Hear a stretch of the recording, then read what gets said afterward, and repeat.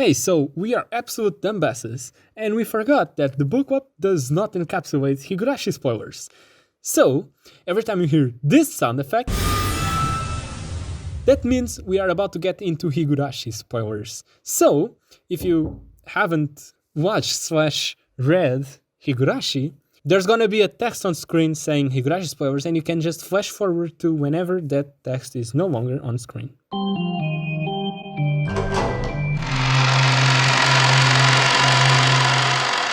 Welcome to the When We Cry Umineko Book Club podcast, episode 10, where we will be covering the end of episode 2. Hopefully! I'm your host, Lorenzo.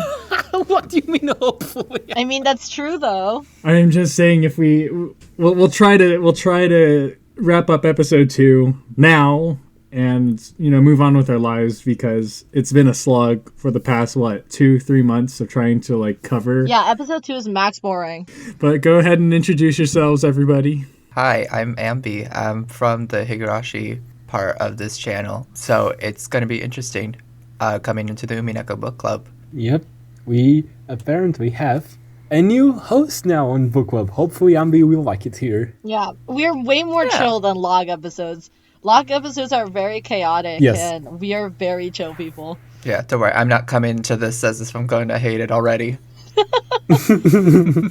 Okay, so next, it's me, I guess. I am Des. Hello. Good tidings, people with good taste, as the Log people would say. Is that your tagline? Like, good taste? Well, hello, this is Mushroom. I guess, wow, what was we talking about before this? Like, Des said you wanted to be overtly, Portuguese?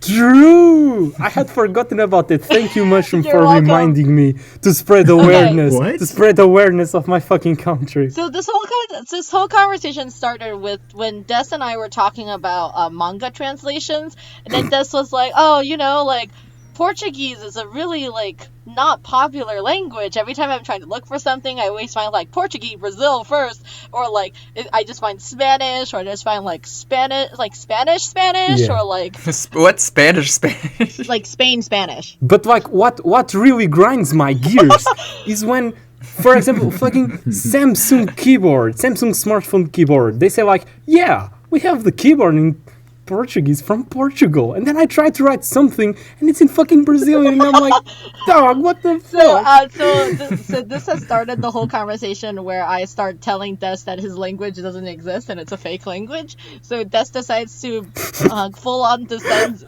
The other day I found a fucking YouTube video that was called Portugal Doesn't Exist, and I was like, I believe it. So now I think Des is gonna descend into full on stereotype Portuguese man. I don't know what that would be like, but I'm excited. What even is the stereotype of a Portuguese man? Well, we'll find We out. can't tell because Portugal doesn't exist. I have heard that in Brazil, the stereotypical Portuguese is someone who owns a bakery, so I guess... Really? Yeah. Portuguese bakeries are really good. Where the town I used to live at had a really good Portuguese bakery, and I would used to get their fried dough there all the time. Delicious stuff. This is very rare. Cool. Okay, but where this conversation was leading to was that I have decided that in order to spread awareness of this stupid ass fucking language, because I am not nationalistic, I couldn't care less about my country, but I really do fucking love my language. And so, do you know how in all pieces of media, French characters always say oui, this is moi, or Spanish characters always say, this is mi amigo, so Sounds pretty racist to me. so how is this racist? What the so what I was thinking is I need to get some expression to represent Portuguese, and so I was like, I know exactly what I want. There is this word that is the most versatile word I have ever heard. It's such a nice word, but then I was like, oh wait a minute, that's a slur. I shouldn't say that, as I usually record with people at home. Quick disclaimer, I meant swear word, not slur.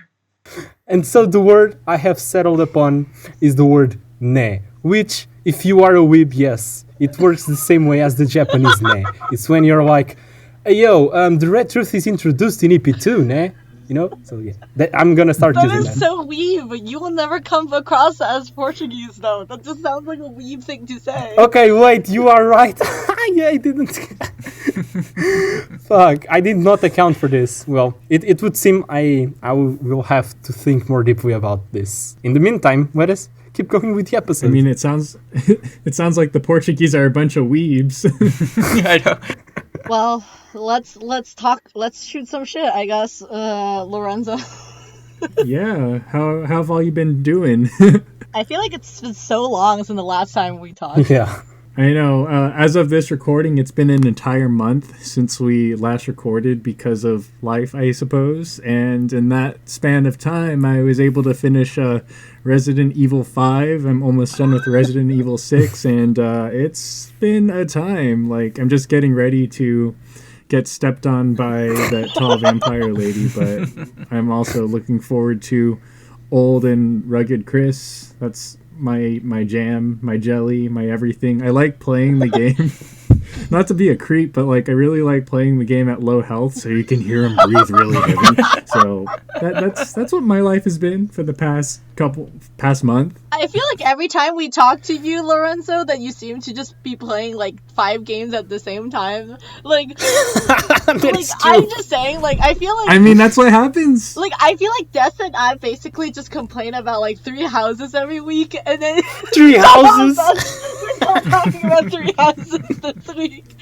I just feel like it's funny because Lorenzo's like, oh, I just played Resident Evil, I just played Toho, I fucking hate Toho, I am reading Fata Morgana, like, it's like, you're living an enriching lifestyle comparison to like Des and I who basically complain about 3 houses every week. Yeah. Okay, Ambi, this is a reoccurring theme. This is like... Okay, last episode must have been like the 4th episode in like a streak in which we do not fail to mention 3 houses one way or another. And this episode seems to be continuing the can't streak. help This it. is not planned, right? This just naturally happens. It's cursed. You just have to bring it up every time, huh? No, I think it's second nature to complain about video games. Yeah. It's not video games, it's 3 houses specifically. Just 3 houses, specifically 3 houses. like once you guys are done with school, I'm sure you'll play other better games, because you know I understand when you're trying to study and focus, there's not much you can do, so you stick on to like I'm not even playing 3 houses. It's like how all my friends are like into gacha games. Oh yeah, it's okay. Des is playing Genshin Impact right now. Genshin? Yes. God, disgusting, Yes, horrible. okay, You'll Since the last out of book it. club episode, I remember on the last book club episode I was we record the last book club episode at start of January. Holy shit! Anyway, I was saying that like by the end of February I should have an actual functioning laptop. And like I have gotten my laptop now. I can finally edit episodes without feeling like I want to end my life. Speaking of which, I used to have, like, my old PC used to take 8 fucking hours to render an hour-long episode. It was fucking, like, how does a laptop take that much time to render an episode? But anyway, Mush, since you edit episodes, how much time do you think a gaming laptop from last year takes to edit an episode? Like...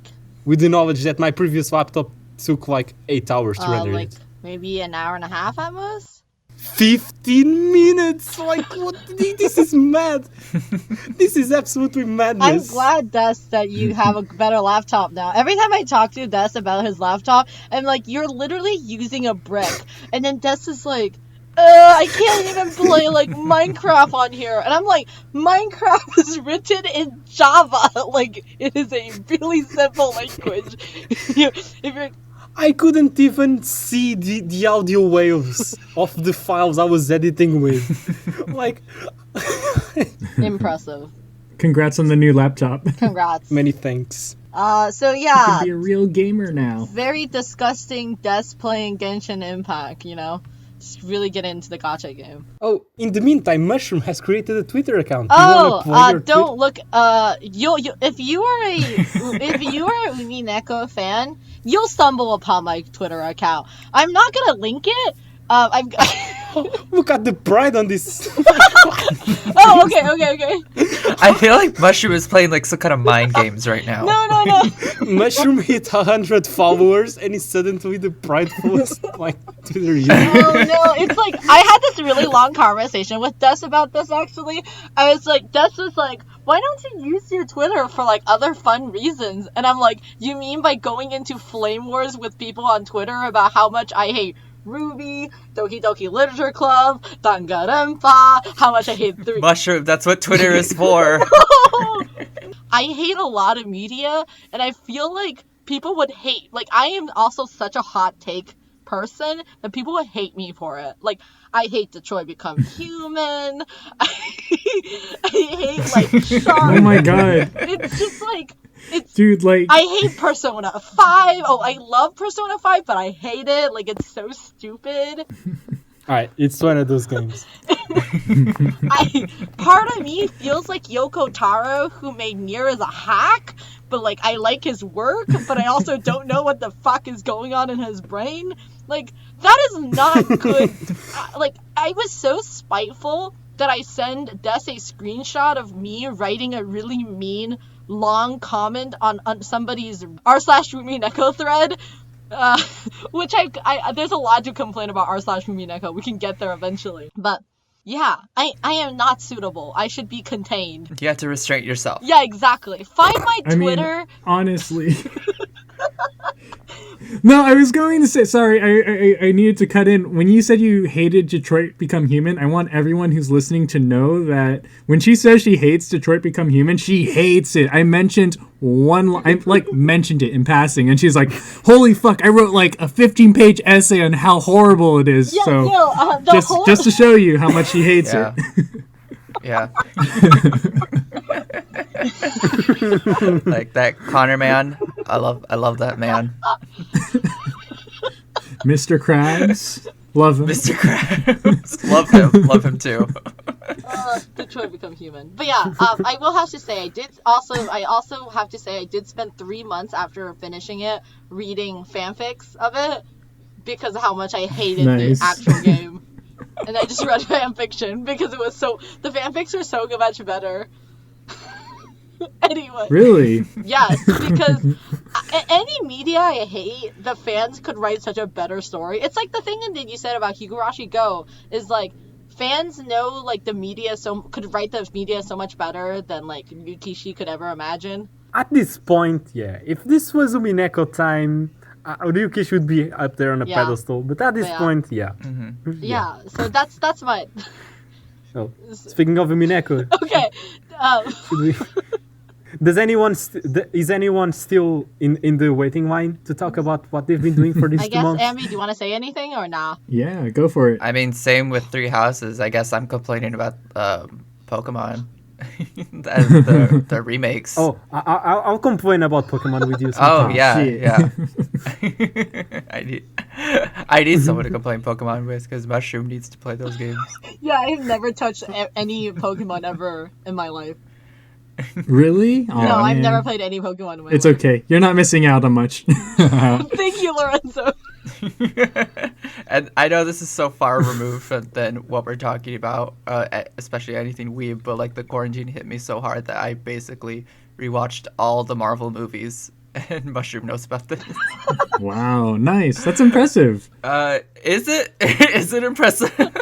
It's better than saying, I read Umineko over the quarantine and wasted 150 hours of my life. I read Higurashi during the quarantine. Grr, stupid! I read When They Cry and wasted 300 hours just reading about stupid anime children.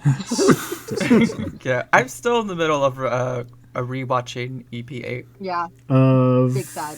Higurashi? Umineko. Okay, so you've read it. Sorry, I didn't think we yeah. established. You finished Umineko. Okay, cool. Because I'm like, we're going to like spoil everything after this. Okay, cool. Good to know. Not yet, though, listeners. First part is still spoiler free. Yeah. Right. Don't spoil anything in the beginning. In case you, for whatever weird reason, you decided to jump into episode 10 and not know how we format this podcast recording, we will be discussing a portion of episode 2, Umineko, just to be clear, and try not to mention any spoilers. We're just going to summarize it, give our thoughts, non-spoiler thoughts about it, and then afterwards we'll do a deep dive and from the perspective of people who know like the answers to everything, almost everything. We're going to dissect episode 2. So stick around. It'll be a fun conversation. Okay, I'm ready. Any Let's go. any last words before we start the summary? If I have any last words, it will be please do it quickly because oh my god, we need to finish EP2. Yeah. Let's do it quick. Let's speed run this. Speed run. Let's go. All right, cool. So last time we left off on George Gannon and Ganondorf, George, Shannon, and Goda all left to the chapel to The Triforce of Virginity. stop it. That's the podcast title, or that's the episode title now. Thank you. All right, so the Triforce of Virginity all go to the chapel to pilfer Natsuhi's corpse for the key from her body so that they can get a sacred family heirloom that is a mirror, I guess a religious mirror, to help deflect all the bad mojo away from Rokenjima because everybody's being killed in a ritual killing that's Oh no. doesn't have good vibes, right? So in the meantime, we'll cut to Rosa, Battler, Maria, barricaded in the parlor. Battler's just freaking his bean out over the epitaph, like what it means. He asks Maria what it means. The best person to ask what an epitaph means. Obviously, and then she gives some bullshit about the witch taking everybody to the Golden Land after all the rituals are taken out. She'll be revived. Everyone will end up in the Golden Land, so there's no need to worry. And she, mentions magic. Magic is the big theme here. Magic. It's all about, magic. It's all about taking risks. And it goes back to Kinzo's crazy ramblings about, if there's no risk, you can't succeed in anything, which is a lesson Beatrice imparted on him. Which, Nothing ventured. quick tangent, there was that one comment from like one of the previous episodes who was like in a tizzy over how he pronounced Beatrice or Beatrice. So like here's me earnestly asking you, dear listener, what do you want us to say? Beatrice, Beatrice, beet rice, beans plus rice? I don't know, man. Come on, throw us a bone here because we're Tris. just Tris, Tris, Bia. Yeah, I for have diversion. No. Oh yeah, Anyone? that's right. Grr. See, I actually, one of my close friends IRL, her name is actually Beatrice, and like we'd call her beet rice, and it would piss her the hell off. So you know what? I'm gonna refer to Beatrice as beet rice from now on, just to Beet really rice, get in alright. under your skin. That will be funny. Beet rice. Okay, yeah, but I naively responded to that comment, Oh, no. thinking that like they meant my pronunciation was wrong, because like in my brain everyone who speaks English is American, so I was like, God damn it, these Americans again, thinking they are pronouncing things right, But then I responded saying like, but I am pronouncing the thing correctly, and they were like, I know. And I was like, oh, fuck, then, okay, I interpreted your comments wrong, and I am sorry. Oh man, well, So are they trying to say that we shouldn't say Beatrice? Like, is that why? No, I think they are saying you shouldn't say Beatrice and should say Beatrice. So we should all say Beatrice now? Like, is that what they're saying? I guess, but like, okay. I say Beatrice because like I'm not my language is not English, so like I'm not gonna go out of my way to pronounce it wrong. But like your first language, I mean, not yours, Mission, wrong. But, like, I don't Yes. know, like you are like American, so like I totally understand you guys saying Beatrice. Like I don't see the problem with people pronouncing the names the way the country they are from pronounce the names, right? Sure. Right. It doesn't matter, Des. This is a very stupid conversation. Let's move Yeah. on, man. It is, yeah. And besides, like the voiceover pronounces it Beatrice, but I digress. It's gonna be beet rice from now on. So thank Right. you, Okay. listener. It's all your Yes. fault. Beatrice. Back to Battler being, all nutso about chessboard thinking, and he's like thinking about how if his opponent is beet rice, Bea, like the way she's playing the chessboard is not a very conventional way. There's like a lot of risks to see her ceremony through, she's leaving behind so much evidence, you know, like the bodies are there, the setup is there, you know, sometimes the murder weapons are there. And it just really sounds like there's no point in winning or losing if you're going to let sloppy ass murder, you know? Yeah. S-A-M? No, I was trying to make a WAP joke, but this is just a wet ass murder. Wet ass sloppy ass murder. I don't know. A pussy ass murder, Pam? I don't know. Pussy ass Yeah, because at this point, it seems that the culprit is just taunting them, but like there seems to be a different motive going on, and Battler doesn't think his opponent is after the gold, as opposed to actually being a witch instead, who's trying to like do ritual killings for the fun of it.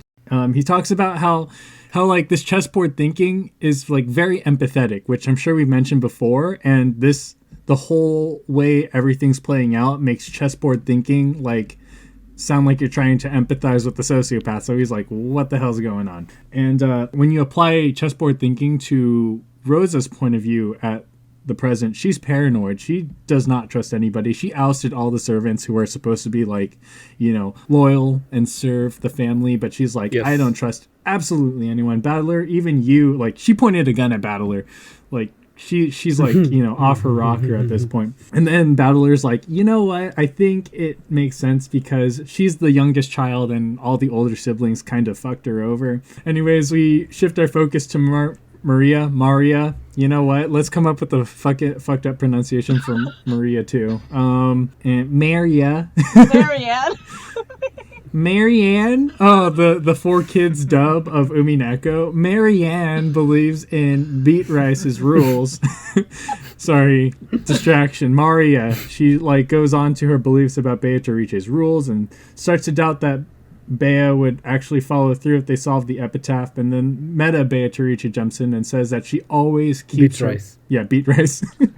I guess we're doing it. We're sticking to it. Beat Rice says that she always keeps her promises in red. She's going to see this ceremony through. So, you know, watch out, everyone. And then in the meta world, Battler and Beat Rice have deep discussions about humans and monsters making promises and how humans always break promises. And it doesn't make them better than monsters who always, you know, keep their promises. And she mentions that, or Beat Rice mentions that she makes contracts with humans and how all the humans always find loopholes to milk the wishes that she grants them. And she's like, maybe I'm not the bad guy after all. And Battler tells her, bitch, you killed my family. I'm not gonna give up and I'm not gonna believe in you ever. Anyways, Battler's like, what the hell are you talking about, Beat Rice? And she taunts him a bit and goes on very long-winded analogies. Get used to those if you haven't already, because there's a lot of weird, meandering analogies that get thrown into Umineko trying to explain its philosophy. It's bullshit. It's horrible. Not really. Anyways, the Virgin Triforce is at the chapel breaking in, stealing the key from Natsuhi's corpse, but they run into the Golden Witch, Beat Rice. She tries to attack them with golden butterflies. It's a whole mess, you know, like she sicks the golden butterflies on them and they almost die, but they break out of the chapel and they run straight to Natsuhi's room, right? Yeah. Beat Rice is hot on their tails with her Baragoat servants, and they're like trying to use the key on absolutely everything. They find a box that they can unlock the key with. Wait, no, they find a box that they can unlock with the key. They can't unlock it. Yeah, that's right. Not the box that they can unlock the key with. Well, they thought they could, but it doesn't work. So they're just gonna like try to jimmy it open, and in the meantime, like Goda's barricading the door with his body, and like yes, the one we use for Goda. Beat Rice and her servants are trying to bust in, and then you see anime girl number 5. I should really like number these girls, but they're obviously so generic that you can only name them by numbers. She reaches her hand. You're gonna anger the two Seven Sister fans. I know the two. Who's this one? Is it Beelzebub? Yeah, it's Beelzebub. I said schoolgirl number 2. It's fine. I don't give a shit about Beelzebub. Like, I think, like, honestly speaking, the 3 people you need to remember of the Seven Sister is, like, Mammon, Pride, Lucifer. And then who's, like, the other one? Wait, what? Yes, the 7 deadly sins. Pride, no. Lust, Lucifer. I No, think I think- Asmodeus gets I the think most Pride screen is time, Lucifer. but I think Pride is Lucifer, right? Pride's Lucifer, but Asmodeus gets like, the spotlight more or less. Oh, like, true, Not okay. to spoil anything, So, but she's like almost the main girl, main schoolgirl. I say it's either Amodius or Mammon. I mean, Mammon's kind of important. I think it's Mammon. is kind okay, Oh, anyway, maybe, yeah. just Yeah. remember two of them. Yeah. They're not that important, but It's okay. I think like all this like devil shit is rad as hell. So you know what? Remember their names because they're cool. And as characters, they're kind of 2D, but also great. And also 3D, am I right? But schoolgirl number 2 phases through the door, fondles Goda a little bit before turning into a steak, bouncing around and killing him. And when I was reading this, I didn't realize that the PS3 had like a really sick bouncing steak animation. If you guys like yeah. read that Yeah, version. yeah. I only saw like the Steam mod version where like it zooms into a bunch of backgrounds and then you hear the sound effect and I'm like, oh, okay, I get it. It's cool. It's rad, but man, the PS3 animation. Anyways, it's cool. Golden Witch, Beat Rice, and the Barra Goats file in and they taunt Shannon and George. Oh, Goat is obviously dead because he got, pegged by Beelzebub. But Shannon and George are, clinging on to each other like dear lovers. They're like, oh no, whatever will we do? But they manage to get that box open and they find the mirror, but not before Beat Rice sicks her butterflies on them. And then Shannon pulls out a magic barrier, which is like weird as hell. Like, what's going on? I mean, like, obviously the schoolgirl turned into a steak and killed them, and there's like magical golden butterflies everywhere. But now Shannon pulls this out of her back pocket, and they talk about how, or Beat Rice is like, oh, Kinzo trained you to do this, his orphanage turns out magical beings, I guess, that they call furniture. It's like the very magical school for gifted children, but it's like an orphanage that's run by Kingzo that teaches So children. X-Men? Yes! Yeah, but they turn into like slaves afterwards just to like, do his bidding. They mention how they're game pieces, and it's like a lot to take in because you're just like, I thought this was just gonna be a normal murder mystery, and now Yeah. there's like magic and swords and barriers and shit, and it's very like anime. Yeah, Shannon just like shows up with her like anime barrier. It's a pretty cool CG though. It is, yeah, I like it a Yeah. lot. And then she's like, I'm using this to deflect you with the power of love. And Beat Rice is like, oh, furniture, you have no idea what the hell loves mean. Don't you get it? Like, you guys got a bone. That's what love really means. And she's like, no, even if you kill us, we'll be so in love that you'll never get under my skin. And then Beat Rice, like, I know this scene almost from memory. She's like, men are nothing but flies and maggots who gather around your female scent. You just wait until that glasses guy looks at you with a lustful gaze or something. Don't you tell me all about love. Furniture, kagu, kya. exactly. No, like Beat Rice absolutely loses it in this scene. Like you've seen her up until this point. She's just kind of like a troll, I guess, kind of annoying. But in this scene, she gets really emotional, and the most emotional you've seen her do this was when Shannon, talked back to her as a Beat Rice, the 19th guest. So Shannon says to Beat Rice, "You're so pitiful. You don't know what love's about at all. You suck.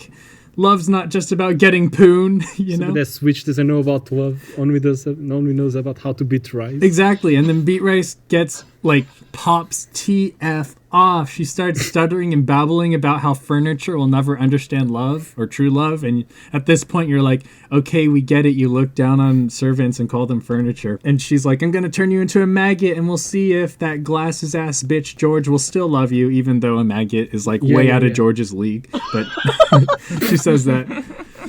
Anyways, Beat Rice completely loses it. Shannon's barrier breaks and Shannon and George are killed. I say Shannon a lot, but they both die. And after they confess their love, not before they confess their love to each other again. So, sweet ending for them. George dies, so yes. And in the meantime, let's check on how Genji's doing. So he's drinking soup in the kitchen like no one's business, and he just wanders the mansion halls like there's not a mass murder going on.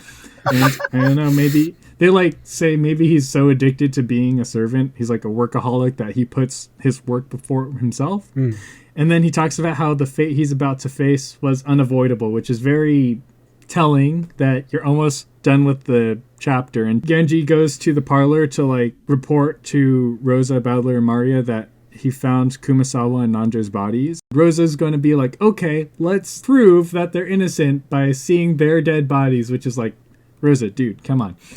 So they all urge into the courtyard. Everyone sees that the bodies have their necks sliced open and there's stakes in their knees and legs. And Maria points out that this represents the 7th and 8th Twilights. And they're like, wait a second, that leaves out the 4th through 6th ones, right? 4th through 6th Twilight killings. So Battler realized that Genji's alone. Genji tells them that the Virgin Triforce went to Natsuhi's room to get a mirror to ward off the bad mojo. And they're like, Genji, dude, why didn't you think that was suspicious at all? And he's like, beep boop, I am a robot. I mean, honestly, he's so weird. But everyone... He has spent almost all his life serving a man. It's obvious he's not gonna have like a personality, I guess. He is his job. That's his person. I mean, he is his job. I get his job, yeah.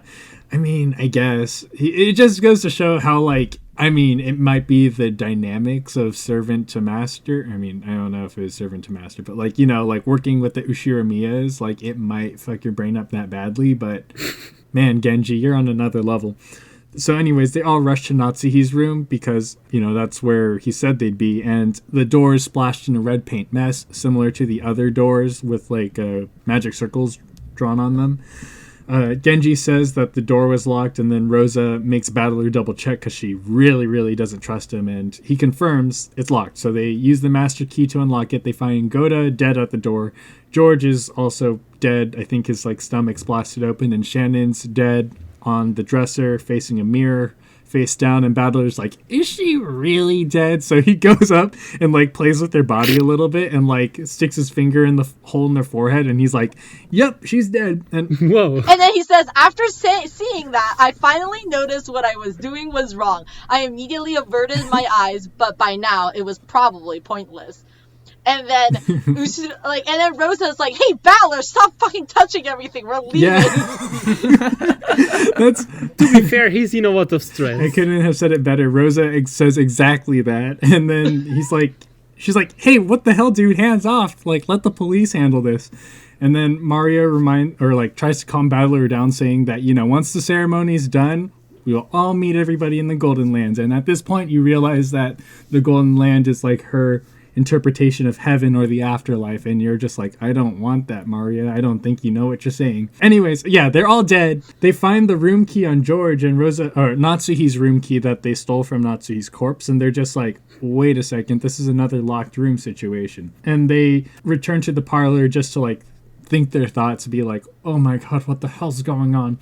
So as I said, they returned to the parlor. Before they left to the courtyard to look at Kumasawa and Nanjo's corpses, they locked it so that there was no entry or exit while they were away. Rosa yeets Genji out of the situation, and Battler questions if that was the right thing to do, as everyone else is dead. And Rosa's like, Genji's totally a wolf because he was on his own, everyone else is dead, and until tomorrow arrives without incident, he is a suspect, and he must kindly fuck off. And Genji's like, okay. And then he leaves. He's like, all right. I mean, shit, man. That's my job, I guess. So they return. They like enter the parlor again. Rosa is like frantically searching the room, like just like making sure everything's in place. And then Battler just sits on the couch, and he notices that there's a sealed One-Wing Eagle envelope on the coffee table. And he's like, how the fuck? And it warns them of the 9th Twilight coming up. And then Rosa pops up behind him and is like, Battler, where did you get that envelope that wasn't there before? And he's like, but bitch. He's like, yeah, yo, that scene was like the embodiment of instant regret. Because the moment Butler realizes that he's the first to notice an envelope that wasn't there when they left, the moment he notices that, he's just like, fuck. Yeah, It's honestly, like, well, it's so bad because like Rosa's like immediately like tone shifts. Like she's just like, you you put that letter there, you are fucking leaving. Like, the sprite changes. Even, like, Maria looks like kind of angry and mad at him. Like, and, like, bitter. Like, it's just very good. It's a good scene. Yeah, it's a very, like, gotcha scene, because you're just like, oh man, the pieces are kind of falling together. Rosa goes on and, like, accuses him of, like, being the culprit for at least the first murder, because he wanted to kill his quote-unquote parents for the money, and then she accuses him of, like, being an imposter because he's sus AF. Among Us anybody? But I can't. I've got Among Us brain worm. Okay, I'm just saying, there's a really weird scene in here that I want to mention now, because I also was super like shocked by it when I first did the reread of this with somebody else. Go for it. It's the scene where Rosa is just like, oh, you killed, like, Rudolph Nissan and, like, Kirie for the money. Like, we haven't seen you for 6 years. Maybe you're not even the real Ushinomiya battler. Like, somebody else snuck in. You're, like, here to steal our wealth right now. Like, I just, wow. Yeah. Very interesting. She, like, mind fucks him and makes him doubt his existence and legitimacy. But Battler tries to fight back and accuses Rosa because of her possession of all the keys, allowing her full control of who gets to enter and leave rooms.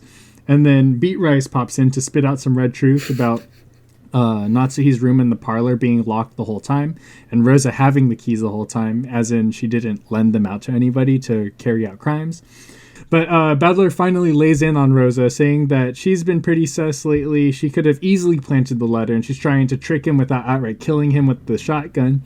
And he accuses her of being the culprit behind the first Twilight, since she's the only sibling not to get murdered. And in the background, Maria's going, oh, stop it. And Battler snaps out of it, and he's like, wait a second, what am I doing? Like, we're the only survivors at this point. And he just started crying. Yeah, he surrenders. He's just like, he's like, oh my god, I don't know. Was it the witch? Was it my family members? I can't decide. I want to believe the witch. Like, I surrender. I give up. Bitch, Beat Rice. Bitch Rice.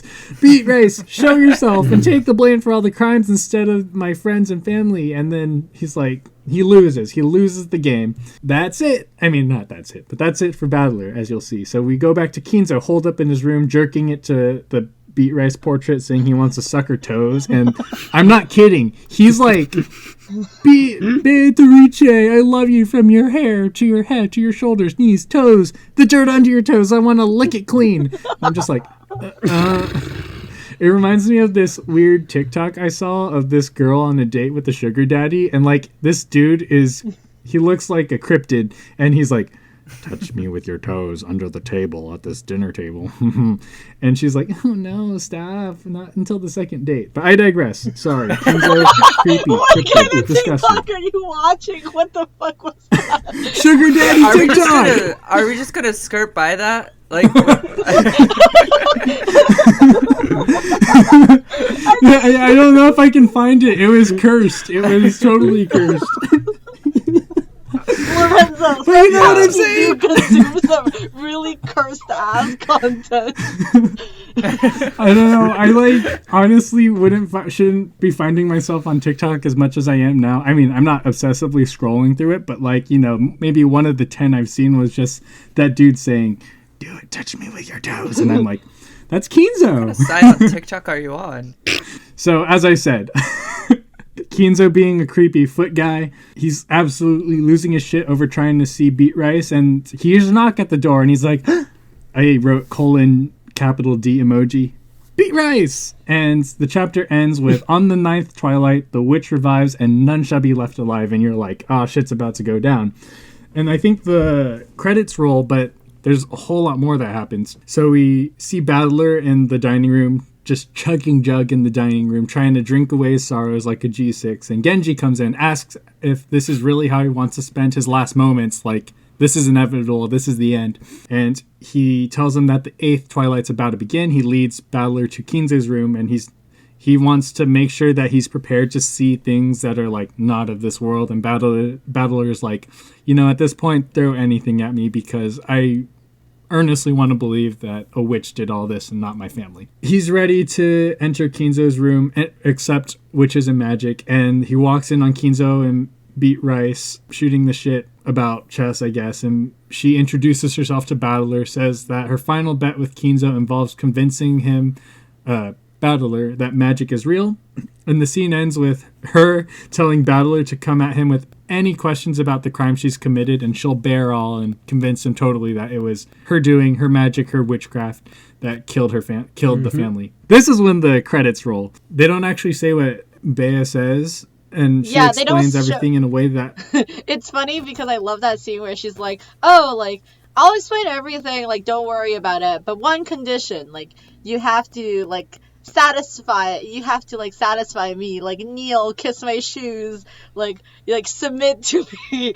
And then she's like, okay, sure, like, I guess, like, make me, like, use it, like, it's like try to make me admit you're a witch, that you could use your weird, awesome, and great magic. And it just says, if I surrender, I would kiss you or do anything else.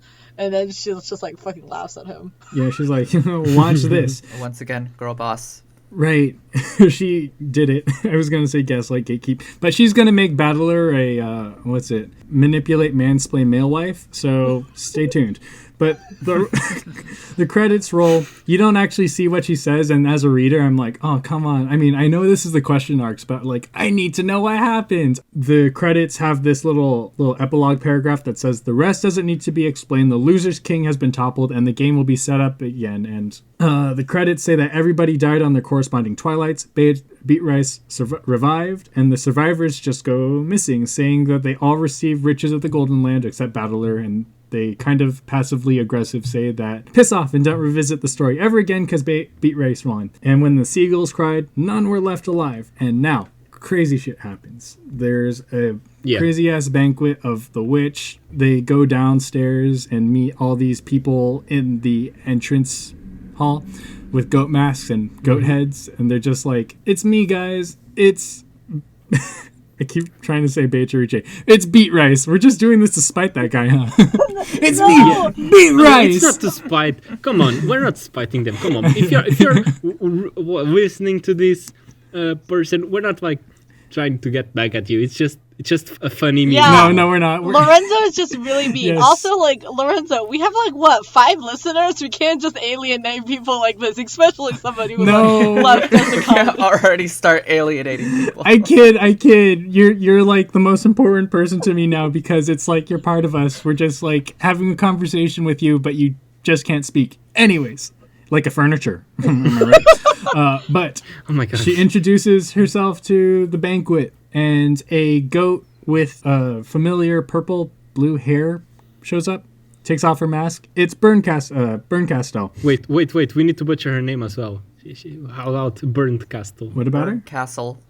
Burnt Castle. Burnt Castle. Castle on Fire. Immolation Mansion. That's her name. So, crazy-ass banquet of the witch begins. Rosa's at the chapel trying to snatch up the gold ingot, and Maria's in tow babbling about how the golden witch's ceremony is going to be carried out, and Rosa's like, yeah, I believe in the witch now. Show yourself, you witch. And we cut back to Kinzo's study. Kinzo's resigning his game. Genji says that we got to prepare for the banquet, and Beat Rice is saying, nice, now I can show off my new piece of furniture, who now doesn't have a name. Now strip down to your skivvies furniture, because furniture doesn't need to wear clothes. And I imagine Beatrice is like the kind of person who like sleeps without a pillowcase because she's like, furniture doesn't need clothes or anything.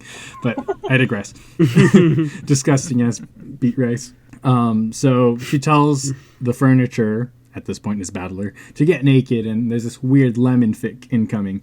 And they just stop saying his name because he's furniture. And he's just like, there's an amazing sprite of his naked ass, like, on Haran Unleashed. Yeah, the most it's classic like a sprite. CG.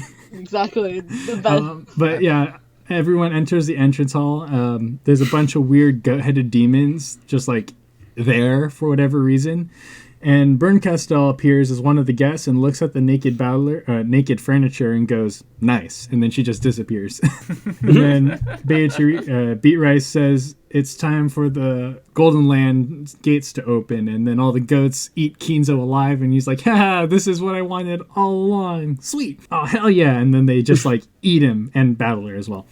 We jump to Rosa and Maria running. It's very graphic. I love how graphic the description of what's going on here is. Oh yeah, it's really terrifying when you read the text. I totally agree. It's very stress-inducing and very very thoughtful.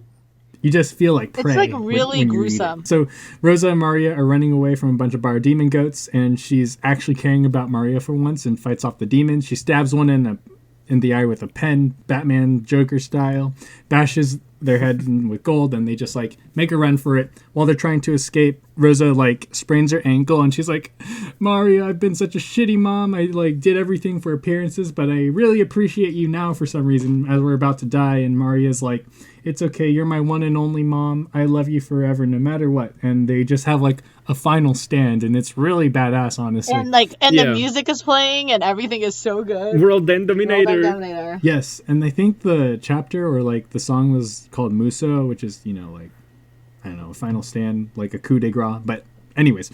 What? We just said the name of the song. No. Like, I think like Muso, like I think that just became a huge meme in Japan, like her Muso, like because she's basically just fighting off everybody, like in like a Muso style game, basically. Yeah, there was something. Rockenjima Warriors. Yeah, God damn it. I can imagine. So we jump to the tea party where Rosa's getting mind break tortured by Beat Rice, being force fed the mutilated corpses of her siblings over and over again, and Maria. And thanks to Beatrice's endless magic, which is like more, you know, witch magic bullshittery that happens so she can like produce endless amounts of corpses for Rosa to eat. And Battler comes in and slams Beatrice's head or Beat Rice's head onto the table and says, I'm gonna challenge you one more time. And Beat Rice is saying, all right, bitch, round 3. And title card, Umineko, when the seagulls cry, sorry. You're about to start Umineko for real. I mean, we told you we were going to start Umineko for real after episode 1, but now you're going to start Umineko for... I didn't realize we were at the tea party already. We have now entered Umineko anime pace, alright. Yeah, this is one of the scenes that, like, piqued my interest when I was learning about Umineko in, like, middle school or whatever. I'm like, what the hell's going on? And I proceeded to never read about Umineko until last year, so... So secret tea party time. You have this like weird monologue, I guess, or no, it's Bern Castell, the blue-haired girl from the banquet, talking to Beat Rice about the game board and how the game board was set up, right? Beat Rice says, hey, Bern Castell, how'd you like my game board? And she's like, that was boring and shitty. You like barely left any hints for anybody to figure it out. And she's like, aw, don't be like that. I don't say that to me, my little pog champ. You lost to Lambda Delta in that one board game. And she's like, well, since you Beetlejuiced her into existence, here she is. And Lambda Delta shows up, another witch, and ostensibly more powerful than Bern Castell, which is nice, I guess. You see this cute little blonde-haired chick, reminds you of another blonde-haired child in another one of the Cry series, am I right? But anyway, she jumps in, she says, all right, I'm going to team up with you, Beat Rice. We're going to take Bern Castell down in this game board. And, you know, they keep throwing out this term game board, like chess battles and shit. But it has a deeper meaning, I assure you. Ah, yes, visual novels and their chess metaphors. Yeah, exactly. You're just like, what the hell's going on?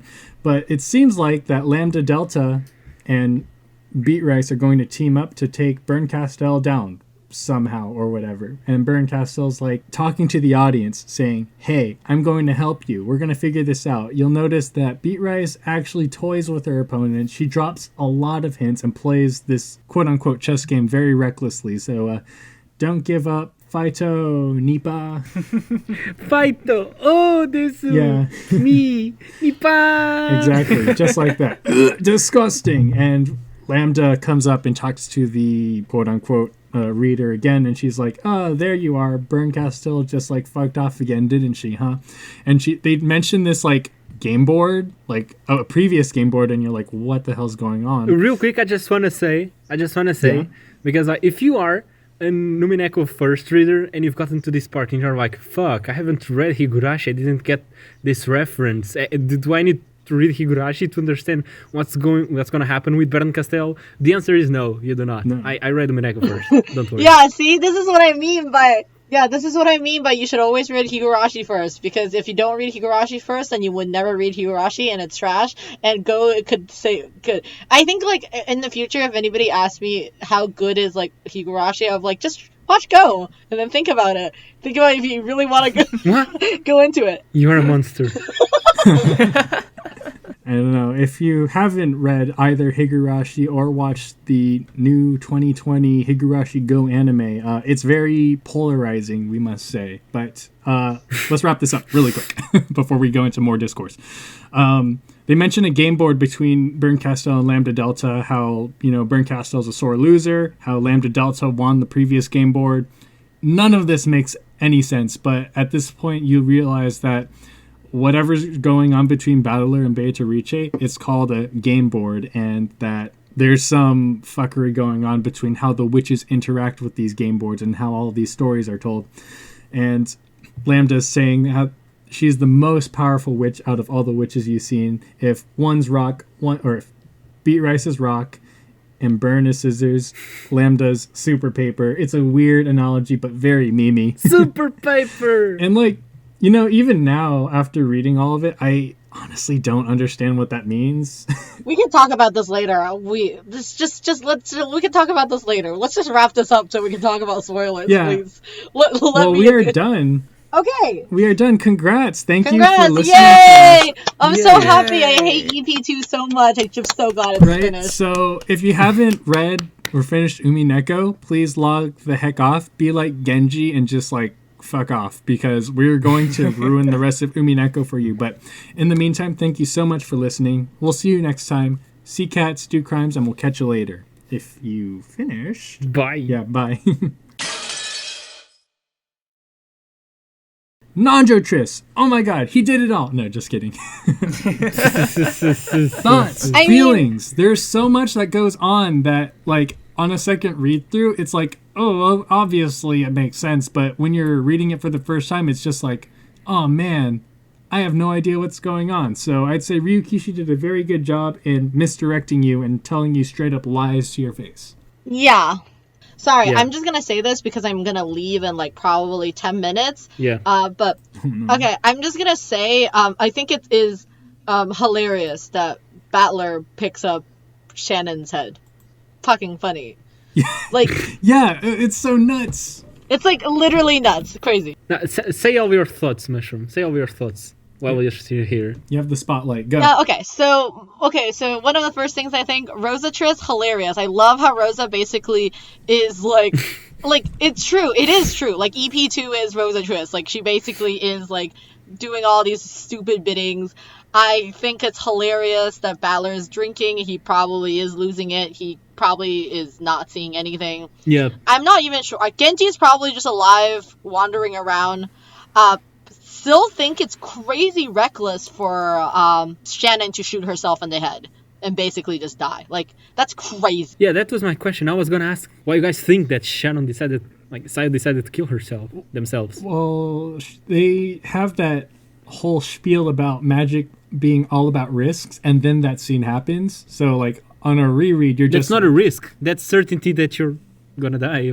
Well, no, the risk. Okay, so the whole motive was for her to get through to Battler being hey, you forgot about me, and I've always cherished the time we talked about mystery novels, so I'm going to make an IRL murder mystery for you to solve. And this scenario just so happened spelled out death for herself, and it's just is this crazy love obsession? I don't know. This is weird, but if it gets through the Battler, then all of her plights, her suicide was it was, I don't want to say it was for a good cause, but it would justify it to her in her mind. After all, we do have to interpret it. All of these events didn't actually happen. She's just writing out scenarios. That's true. That she, I think it's really interesting because, it depends on where she dies. She's just hoping Battler would figure it out before, she kills herself. That's the whole point. And, maybe, her dying would, trigger something in him. And, so she wrote the scene where, Battler goes up to, inspect her body. Which I think is interesting. Caresses her. Right. Exactly. She wrote that scene in there. She wanted it to happen. Right. Okay, what do you guys think of this interpretation, then? since because of the word fight scene we have between Beato and Shannon on Natsuhi's room, how I interpret this is that sometime in the time when Shannon was with Goda and George, something happened in their head. They had a mental breakdown, and like the Beato part and the Shannon part were clashing, and she just felt so bad about whatever was going through her head that she just couldn't take it anymore, and like arranged the closed room and then just killed themselves. Would you agree? Wait, my question is that, like, do you think Shannon didn't plan to kill them when they left that room? I think Sayo did plan to kill them, but then, like, let's just say George, like, Sayo was planning on like something, and like George said something that was like really fucking dumb, like Butler at the start of EP3 when he says like, "Yes, I can't resist your double X chromosome" or something. And that like Sayo just felt so bad that they were like, okay, I'm gonna finish this closed room and then I'm off. I'm tired of this. She was like, I want this incel speak to stop, and then ended it all. Oh, so she's like, I'm going like, to kill us you all. think like Shannon? Okay, so what you're trying to say is that you think like Shannon did plan to kill those two people, but Shannon killing herself was like more like a spur of the moment thing. Yeah. Yes. Interesting. Yes. Because here's the thing: when Butler would reach Natsuhi's room, he would be with Rosa, and so Shannon Sayo could very well fake her death. Because the stake isn't even in Shannon's head, it's on the ground. She could very well fake her death as long as Rosa would stop Butler from touching Shannon's corpse. I want to say it's more like, I feel like George might have confessed his love, or maybe they both confessed their love to each other, and Shannon's like, now I can die happy. Literally. Yeah. I'm more of the camp that I believe that scene is more like Shannon being like, you know what, it's fine. I don't really see a future with myself with like Butler either. Like after hanging out with him on EP, like during EP2, like fuck it, like I'm just gonna kill myself and then just be okay with it. The island's gonna blow up anyway. Like who the fuck cares? Exactly, and like it's like when she's yelling when Beatrice is like yelling at her, it's like her resolve to pull the trigger, and I'm just like, oh yeah, I like that. That's really cool. Rereading it. Okay, I let me think about two more things. I'm gonna leave and you guys can finish talking, but I think it's hilarious. The whole conversation with Beatrice screaming at Shannon about how she doesn't want to fuck George and George is an incel, and Shannon's like, but I have a love with him, and then like Beatrice is basically like, well, if you don't want to fuck him, then, like, it's kind of fucking worthless, like, and then... Right. Yeah, because she's like, love is lust, you dumbass servant. And that's, like, it's actually really important, like, to the plot, like, what Saya's view on love is, like, what it involves and entails. It's very, like, you're so horny that you would kill a whole family, I don't know. Like, that's kind of what it boils down to. I mean... Really? I have a completely different interpretation of that. Okay. My interpretation is that Sayo, because of what happened to them, they just don't like something...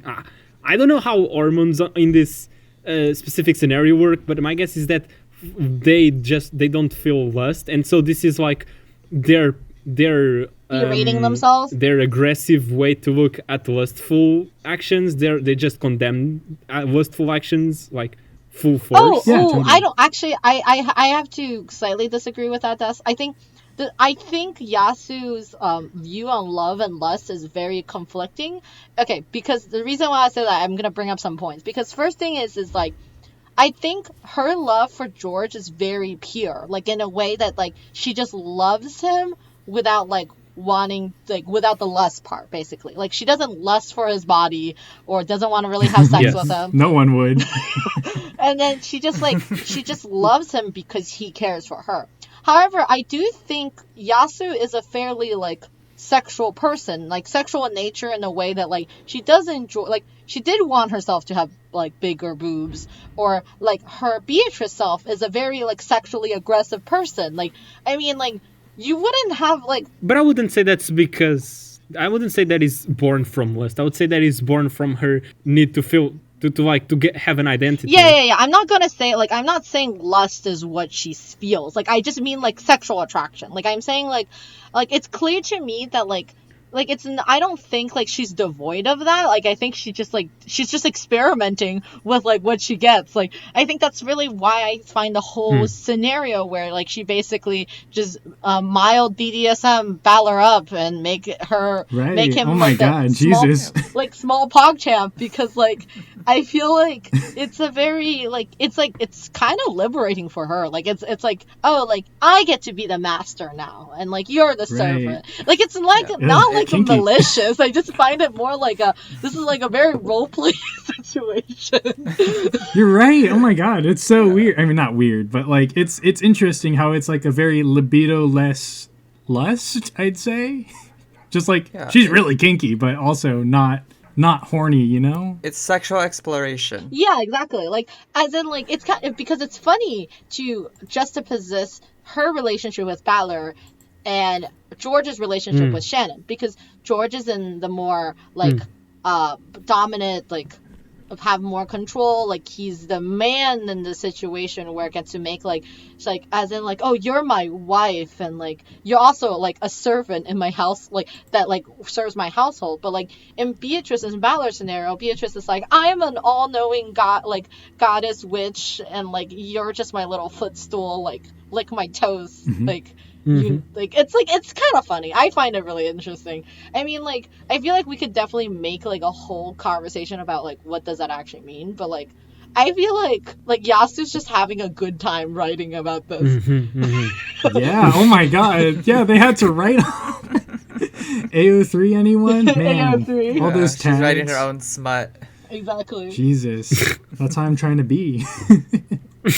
Any other thoughts, Mushroom, before you have to go? Self-sustaining writer. Yeah, that's it. I'm gonna leave now, but I have I'm so excited for EP3, and now I'm gonna go to my meeting now. Have fun talking, and I will. All right. I guess I will. Thank you for joining us.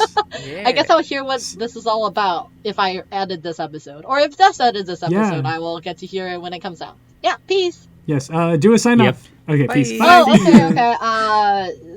Bye. okay. Cats, crime, do. See? Yep, pussy ass crimes, she said. All right. Okay, bye. See ya. Bye. Okay, coolio. I guess there's a little bit more that I wanted to discuss about. For me, I wanted to talk about like Genji drinking the soup, because I remember that somebody mentioned that the soup was actually poisoned and used to kill Kumasawa and Nanjo. So I'm just like, What? Yeah. yeah. So I'm just like, the whole time after I read that he drank the soup, I was just waiting for him to keel over and die. But he lasts a pretty long time. So I'm just like, is that what's happening? Is he like does he know how fast the poison acts on his body? Did Genji even eat the soup? Yeah. Or maybe they used some kind of poison that also came with an antidote, and like Genji just... Or maybe they just like spiked Kumasawa and Nanjo's drinks. I don't know. But that was just like one talking point I wanted to think about for a bit. But it's kind of boring. Let's move on to the other ones. My thoughts on we start at the tea party that we have at the end of EP2. Okay, cool. Not the tea party itself. I think we did plenty of like thinking about the other murders, I guess. But like I said, there was like not a lot of room for you to, induce, deduce, whatever the hell's going on, because it really seems like it's a fantasy novel at this point. On the first read, it's pretty fucking hard. Yeah, and then when you realize what magic really is, and then at this tea party, it becomes very apparent that you should stop believing what you're seeing. So yeah, let's jump into the tea party. What are your thoughts and feelings? Okay, no, before the tea party. Oh, sure. Like, my thoughts start at the goat. Oh, the banquet. Yes, yeah, go for it. Yeah, on the banquet. Spill. Okay. Thoughts, feelings. Because there's a goat who laughs at Bern, and I think it's Lambda, because Lambda in the security party calls Bern a sore loser. Yes. And the goat who laughs at Bern also mentions Bern being a sore loser. And so, or no, maybe I'm just confused. But anyway, I think it was Lambda who laughed at Bern on the gathering. Oh, really? And also, it's really fucking weird seeing Bern being so clueless about what's going on. Because as people who have finished Umineko, Bern is like, the most knowledgeable person in this story. So it's really fucking weird seeing her not knowing what's going on. Right, she feels like it. I mean, it feels like she's like, she has the vibe of the strongest witch because of how like stone-faced and like cloudy-eyed she is, but then the other witches just dunk on her and they're all goofballs, and you're just like, okay, I guess this is the dynamic, you know, the the most powerful witch or superpowered being in here is actually like the goofiest and the one you take the least serious. So I'm just like, all right, I dig it, I guess. Weird girl from Higurashi who I have no idea who she is. Yeah, and also about the goats. I think because in the question arcs, the goats are basically just furniture that the witches use to like do their bidding. Right. But then in the answer arcs, the goats are supposed to represent the readers. Most of the time, they're meant to represent the readers who don't look at the story how they should be looking at the story. So, but here, this. Yeah, go ahead, Lorenzo. I was going to say, now that you brought it up, I feel like those goats present at the banquet are everybody who read up to that point in the story. You know, you're at the end. You're here to party and like talk with everybody else who just finished the chapter and try to figure out what happened. And now you may continue. Okay, I'll one-up you, and I'll say that what I think is going on here, it's people who have finished Higurashi and are now reading Umineko up to EP2, people who start with Umineko and are now reading EP2, and people who have finished Umineko and are now rereading EP2, because it is like the text says, the goats are embracing each other, celebrating their reunion. Oh, really? And it also says, old friends gathered from past and present, east and west. So yeah. Oh, okay. You're right. That's a neat interpretation. I find it very interesting to look at it this way. I wonder, like, what was going on through his head when he was... I mean, I guess he already wrote Higurashi at this point, but, like, you know, Ryukishi's like, hey, I feel like everybody's going to be, like, stewing on each individual chapter, so I'll, like, you know, write them into the story. Interesting. Very interesting. I like that. It really just questions the intent behind, like, did he write this as, for people knowingly that have read Higurashi? Or, because I feel like there's some elements in... throughout Umineko where it's like either like a nod to like other properties, or something like you can get like even deeper by reading Higurashi. Yeah, totally. Yes, we actually have an episode on this. It's called What to Recommend First, and it's like a full-blown battle between 3 people versus me. But well, okay, well, I am alone in the field of read Umineko first, it seems. Well, okay, so here's the thing. I don't know if we're allowed to tread into Go territory, but all this game board talk that happened in the secret tea party, like when I was watching, Ambi, have you watched Higurashi/Go? He's in the log episode. Oh, okay. Yeah. Sorry. I'm all caught up. All right, cool. So I can just like bear all about my thoughts and feels. Not really. But anyways, I feel like I'm liking Go. Sorry. But because we're going... Are you prizing Go in my presence? Okay, so because I read Umineko first like you did, and then I read Higurashi, and now I'm watching Go, I'm just like, hey, it's all coming together. This game board that they only allude to and never talk about, and like it seems to be like a huge plot point to Lambda and Burn Castell's character, it's happening IRL. So I'm just like, ooh, wow, cool, nice. That's exactly what I want. It's happening IRL? Yeah. Oh, shit. But it's nice that it's coming together. It's a little bit less nice that the interpretations as to who Burn and Lambda are like becoming more close-ended, because it's really, really looking like, I mean, Go spoilers, please log off if you haven't watched Higurashi and Higurashi Go, but because it seems that Satoko is going to be Lambda, Burn is obviously Rika because, you know, the Nipa line and the way she looks, but it's very, like, full circle, I feel. It's Go is obviously being very much catered towards Umineko readers / priming people for Umineko, and I think there's supposed to be a 07th expansion announcement about Umineko today or tomorrow. Yeah, it's tomorrow. Could be. I mean, it's Monday on Japan already, but either way, just to close this topic, I just want to say that if Satoko ends up being Lambda, I just have to ask Ryukishi to read Umineko again, because it just makes no fucking sense. But there's also, I wanted to talk about like the Rosa mindfuck scene, because like in the secret tea party, Yes. they're just like, hey, Beatrice was doing that for shits and giggles and waiting for Battler to like come back up, like to taunt him and motivate him to try again and play another game board. But I was thinking like the whole symbolism, I guess, behind that whole scene where Rosa just, desecrates the corpses of her siblings over and over again. Like, is there a deeper meaning to that besides being torture porn? What do you guys think? I guess it's kind of like Rosa being like, damn, I wish these people just fucking died in horrible ways. But at the same time, fuck, I can't do that because in the real world there are real consequences. But fuck, will I in my head imagine these things? Yes, I will. Will it also weigh on my consciousness? Yes, it will. Fuck. I think it's just kind of like that. I'm not saying Rosa imagined this, but that's just the feel I get from it. Totally. That kind of feel. But like, do you think that the Beatrice that's torturing her is Sayo or is it Rosa? Is it like Rosa Beatrice or it could be some like weird retribution for like Rosa's. Remember when Rosa essentially like blamed herself for killing that version of Beatrice? Yes. That other version of Beatrice. That it could be some weird retribution for that. I mean, that's how I initially thought of it when I first rewatched that. Oh, interesting. I right. wasn't thinking about that at all, but that's a very good point. Like, she could be totally like, I'm a dirty person, I'm a dirty murderer, and all I do is desecrate corpses, and I hate my siblings, and I'll conflate those emotions with like my dirty murderer hands and mouth, I guess.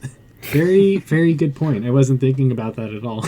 While we're still on the tea party, I want to bring attention to this line that Beato says to Rosa, which is, choose whatever you want. I'll give it all to you. You can think of it as a reward for your good luck, or else as a proper compensation for how you've answered to my demands.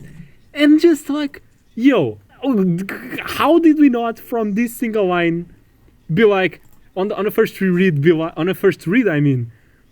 Rosa is the culprit. Like, what the fuck is this line? Like, did we need a more obvious hint than this phrase?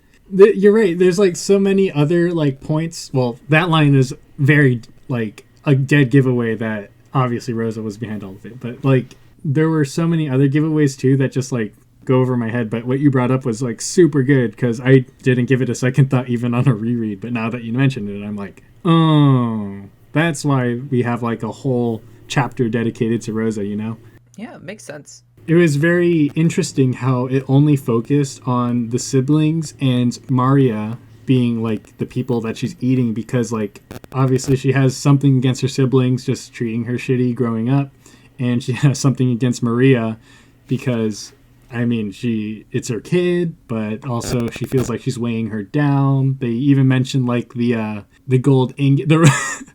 I forgot to mention the scene in the end when they're trying to escape from the goats. She's like, this gold piece is so heavy, but Maria's like almost like a gold ingot. Maybe she was the gold all along, Didn't she hide a piece of gold in like Maria's bag? I think so, yeah. She thought we did. She's just using her child as a... Are you kidding me? Maria was the support. Maria was like reloading the gun while Rosa was hitting the goat. Yeah, like in Golden Fantasia. Rosa was the DPS, Maria was the support. You're right.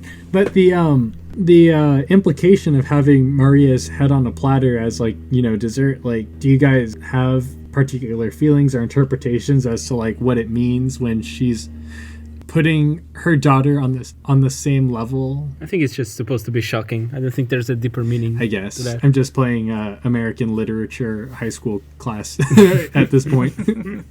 But interesting. I guess we can move on to the tea party because secret tea party. Yeah, secret tea party because we thoroughly dissected what we could out of episode 2. But thoughts, feelings, introduction of Lambda, very interesting. She's Satoko. No, just kidding. She's not Satoko. My God, Lorenzo, I will hit you.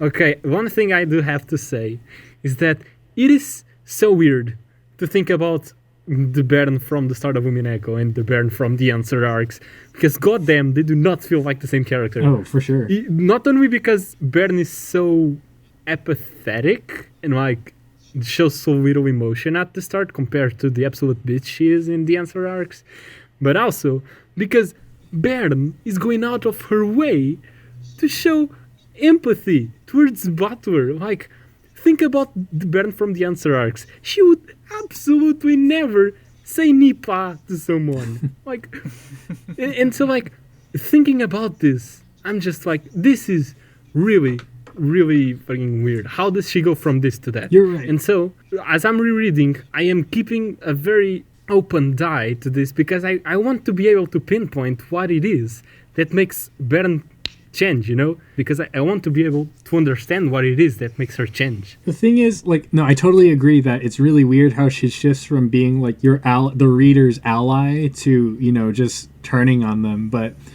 I think from the beginning of, like, just talking about the game boards between the witches, they treat everything very facetiously. So it's like, in the question arcs, it just feels like the witches have little stakes on the game, whether who wins or loses. But as you read on, it's like, oh, you know, we're challenging people's, like, morals and principles and, like, every fiber of their being at this point, just to, like, see the outcome of the story. And it becomes very, like, it introduces a lot of elements of what the meta world means to storytelling and, like, the witches themselves. And it's very, like, when did this happen?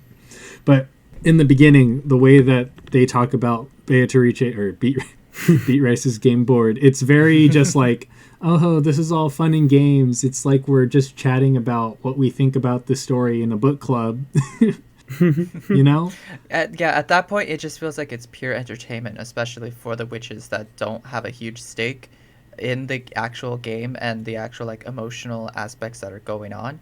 Like, for Bern, I think that in, like, her in the question arcs versus the answer arcs, I do think, like, that's the same character, and I did believe the shift because I think everything that she's doing is just motivated by just wanting to see just pure entertainment. Like, I don't really think that she was super, like, empathetic in the beginning because not to say that it's a ruse, but I think the whole time it was just, like, just her just trying to make the game more interesting.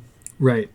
Okay, so you're saying on the question arc she was still, like, seeing whether she would like this story or not to keep reading, but then on the answer arc she was really into it and going at it full force. Right. I want to almost believe that, like, in the beginning, like, she's, like, super helpful and, like, super empathetic because she just wanted to see what would happen, or, like, she wanted to see, like, if that kind of role for her is what's going to make the game interesting.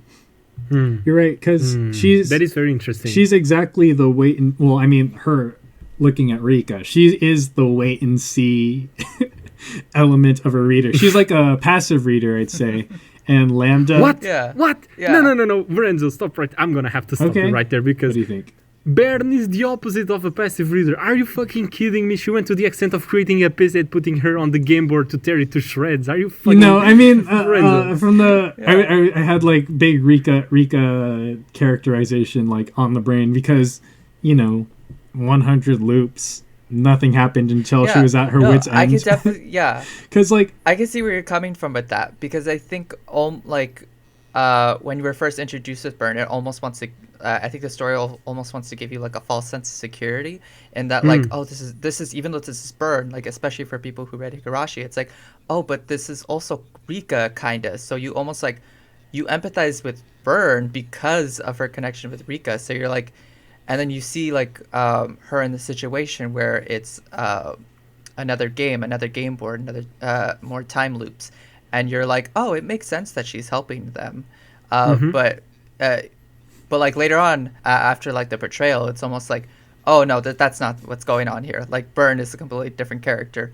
But I don't know. I think it's interesting that it gives you like a false sense of security. Yes. So you're right. Yes. That's exactly what I was thinking. So when you go on to like, you know, Bern turning on you and like actively disrupting the game board, it's almost like something changed within her between this previous game board that Lambda and Beat Rice talk about, you know, how it kind of broke her and Lambda had to let her win to, you know, have a fighting chance. It almost makes me think, like, now that you mention it, that this game board, quote unquote, which was really strongly hinting that it's what happens at the end of Higurashi Go, that Bern just learns to, you know, abandon all her likableness. I was gonna say humanity, but like obviously looping hundreds of years and like not giving a shit doesn't really make you human. But that's me on Rika Discourse. It just makes me feel like whatever game board that they were referring to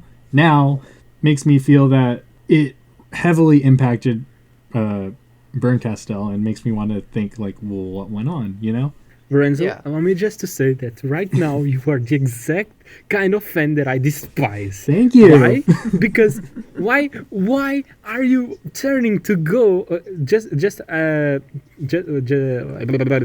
Let me just say, listeners, that Go hasn't ended as of this recording. We are on EP 22. Like you are turning to Go for answers to Umineko. Lorenzo, Umineko existed before Go. We reached answers to Umineko before Go. Please do not turn to Go for answers, alright? You can explain everything in Umineko with Higurashi and Umineko. Des refuses to believe. Like, the reason Bern is so fucking bitter is because she went through 100 years of fucking bullshit just to be stripped out of her happy ending at the end. That is why she's so fucking bitter. I think I'd be bitter about that, and also my best friend turning on me and making me really relive those 100 years just to... what? Because of her obsession with me? I don't know. Lorenzo, Yeah. this button says ban. Okay, bye. No. But like... Well, anyway. It's like, because when I was reading this for the first time around, and like, okay... It's weird because my mind is now tainted, I guess, with Go and the way it's going. When I read through the Secret Tea Party just now. But when I first read through it, I was like, what the hell's going on? What are they even talking about? And they don't drop this plot thread. They refer to it later on in all the other answer arcs. And, you know, at the very end, even in Saku, they're just like, oh, we're gonna, you know, keep up this dynamic and into the next time when they cry.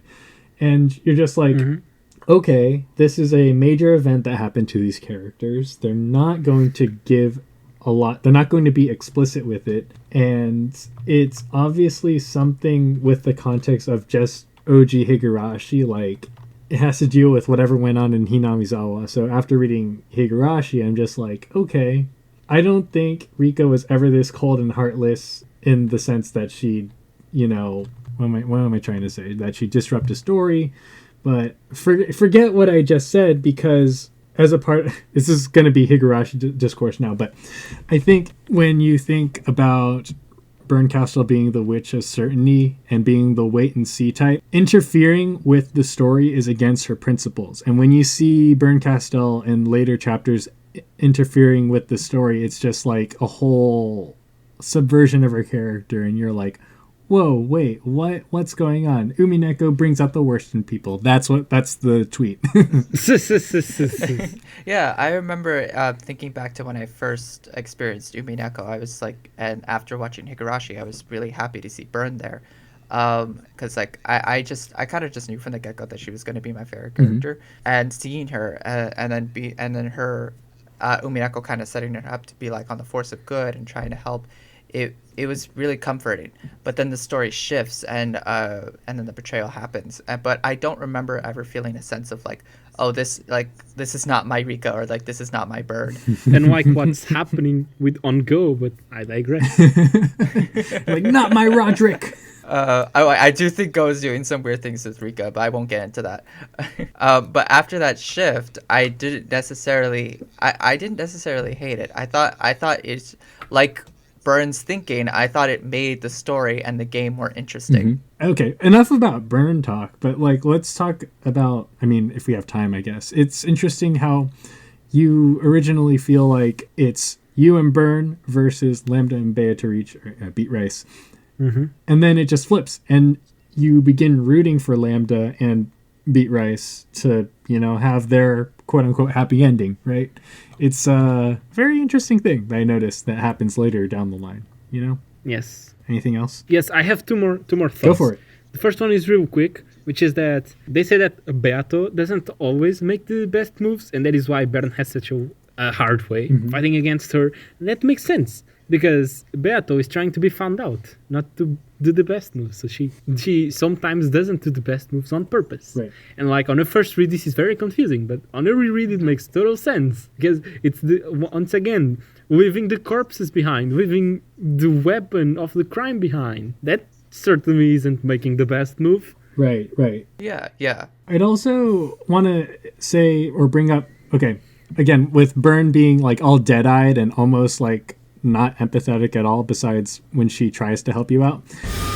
Her story in the context of Higurashi Spoilers, Byrne's goal was to escape Hinamizawa, and Beatrice's goal, or Beat Rice's goal, is to reach out to the one she quote-unquote loves. She has a more empathetic goal in mind. Rika's almost completely selfish. So there's another point of confusion or dissonance between the two, because Rika's all like, or Byrne-Castell's in the mindset that, hey, this is for my own personal gain, and Beatrice's goal is, this is for my personal gain, but it hinges on relying on others, you know? Yeah, I can see that. Even though I guess Rika escaped Hinamizawa for the first time by trusting in other people, but I think when Beatrice's motive from the get-go is, this completely relies on somebody understanding my heart and me communicating with the one I love to meet my means or end means. You know what I'm trying to say now? Meet me halfway. Yeah. But and your second point? My second point is that supposedly Beato wins if Butler accepts the witch, right? Yes. However, that is exactly what happens on this episode, and we have 6 more episodes to cover. So what's up with that? The reason the things keep going is because Beato isn't satisfied, because Beato wants Butler to understand what's going on, and like the reason Sayo is doing all of this, and also Sayo's existence as well. Mm-hmm. So like Beato isn't satisfied, and that is why the games keep going, right? Yes. However, what is Lambda's sponsorship on Beato? Lambda's sponsorship is that Beato will feel, I guess Sayo will feel satisfied no matter the outcome. Sayo will feel satisfied if Butler, George, or Jessica understand them, and they will also feel satisfied in case they end up dying and achieving nothing. That is why they achieve certainty, because they will be certainly... Have a happy ending? I don't want to say happy, but like, they will certainly feel satisfied no matter the outcome. Okay. Just for reference, this is stated on Confession of the Golden Witch on the manga. Yeah. So yeah, but this doesn't make sense, does it? Because if the certainty is that they're gonna be satisfied no matter the outcome, then what the fuck is Beato doing not feeling satisfied with the fact that Butler surrendered? And this can be explained by the fact that Lambda on the secret party says she will go easy on Butler. Like, she turns to Butler and say, "Oh, you're so kawaiso nanodesu. I'll go easy on you." And once again, certainty feels pity. And that is how certainty is broken. Well, that's a good point you brought up, because it feels very final in the way how episode 2 not originally ends, but like pre-Tea Party ends. It just feels like the witch won, everyone died, don't set up the game board again because the witch and magic have been accepted.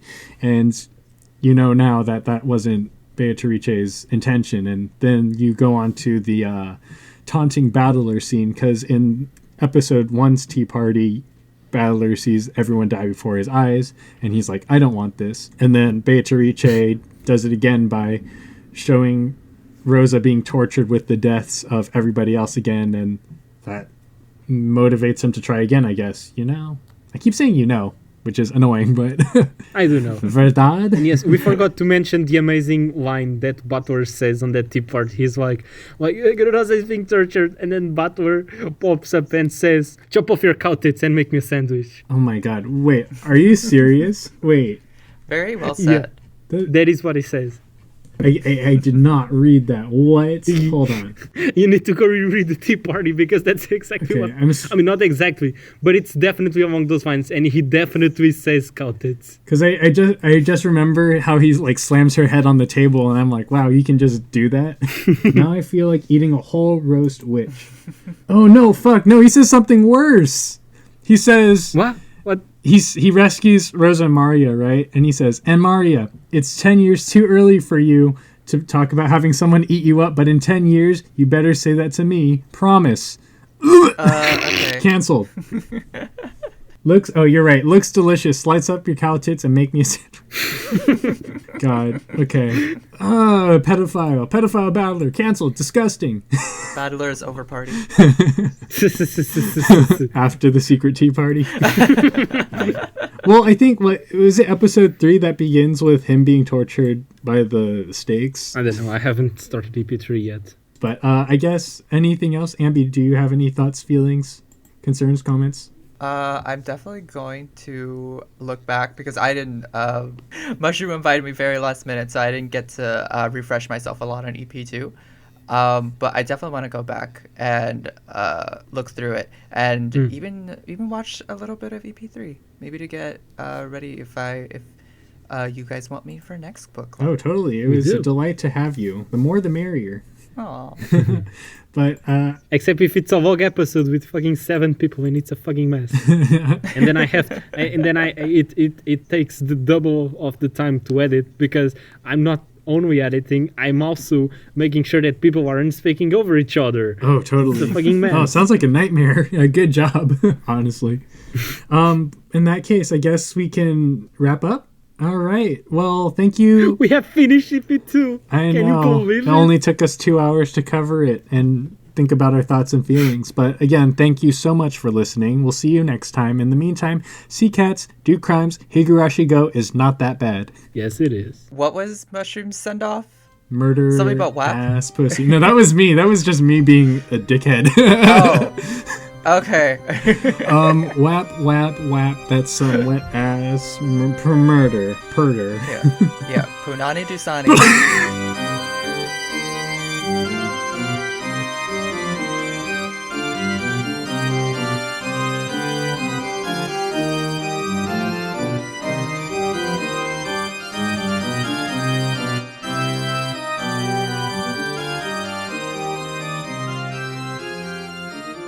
Umineko when the pussy's pop.